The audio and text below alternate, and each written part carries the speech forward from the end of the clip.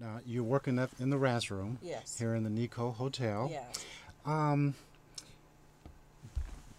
does this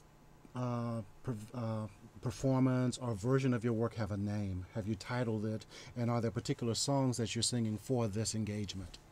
Well, as in the past, we were at the Plush Room. Anytime we would do the season there, the whole show is new, so people hear an entirely new set, and the same goes for this show. And we've been stretching the last few years because I have felt that the songbook has expanded. It's, we're doing Bob Dylan, we're doing the Rolling Stones, we're doing Hank Williams, we're doing Brian Wilson, because those songs have been around for about 50 years, or some of them even more now, and they're a part of the classic American songbook.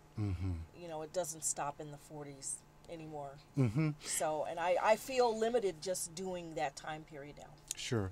And I can say from seeing you do some of those songs that you give them your own take, your own breath, your own version. And in some ways, of course, they're the same sound, but given your style, you personalize them somewhere or other. How do you do that? I try to do that with every song, because if you can't take a different approach or make it sound fresh and new, there's no point in doing that song in the first place. And there's some songs like, say Judy Garland's The Man That Got Away. Leave it alone. Okay. I just kind of feel like there are certain songs, leave it alone, because you're probably not going to top it. I haven't to this day heard anyone that could do it, and I've seen people make attempts. Or if a song is really overdone, in my opinion, overdone, like say Summertime or God Bless the Child, leave that alone. And then that's where you could try to, and also try to pick up songs where, say, maybe for myself it's beneficial to do a song that's more associated, the best version associated with a male doing it. Okay. And then you have a female doing it. So then that already makes it a twist right there. What's your approach to making it yours? Well, the person that arranges the music, George Masterhazy, that's a big part of Okay, it. good. You want to talk That about your is a band? If you want to huge part of introduce it. your band. Well, George Masterhazy is the arranger and the pianist, and he is best known for, he accompanied Shirley Horn the last 3 years of her life when she was unable to play for herself. And he's also worked with numerous people in the past. We have on bass, we have Barack Mori, and he works with Anat Cohen. He's worked with Peter Sincotti. He also works with Madeline Peru. And on drums, Tony Reedus, and he's worked with people such as Christian McBride and Freddie Hubbard.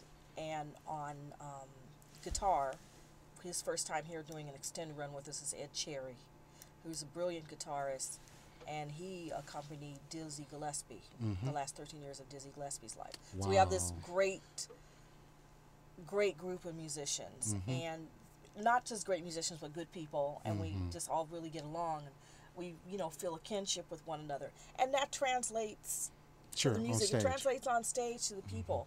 So George, I come to George, and first when I'm arranging a program, I want to have a lot of variety. I want to take people to different moods, and so we want to first get that kind of angle set, and put some Latin stuff in, some up tempo, some ballads. It should be an appropriate mixture. And then but I just said, like last year, I go, well, what do you think about doing You Can't Always Get What You Want, or something, because I've always liked that song. And so he was able to to arrange that for us. And, do you think in terms of performing them for yourself, or do you think in terms of performing them for the audience? And if for the audience, what do you hope the audience will get from your performance? Well, I have to, number one, I have to like everything I sing. Okay. Because if I don't like it, that you've got to tell truth. You have to tell truth, and you're telling a story, and you want people to believe you, and be convinced of it. And I have to like the songs. And sometimes when I'm singing certain songs, I've probably experienced that. Maybe it's going on now, but usually not, something in the past. So that's how I can really get into it and have the emotion for that tune. Now, speaking as an actor, in some ways we go through some similar ideas or feelings in terms of trying to be honest with whatever role that we're playing and whatever's being said, coming from a place of truth and honesty. And I'm hearing you say that that's similar to what you do with your songs on stage. Absolutely. Good. So you're wanting the audience to feel and to experience and to hear that. When the audience has left, what do you want them to have in their mind as they walk out the door? I want them to have had a great time and to want to come back and see us at another point. Mm-hmm.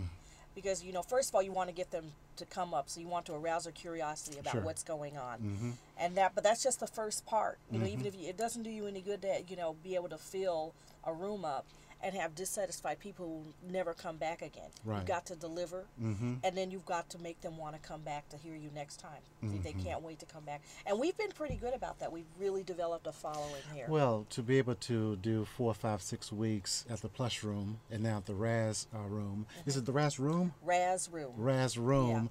Of course you're doing that. And as I said, my having worked with you and having heard you and followed you, I can say, yes, you are doing that. Just keep it up.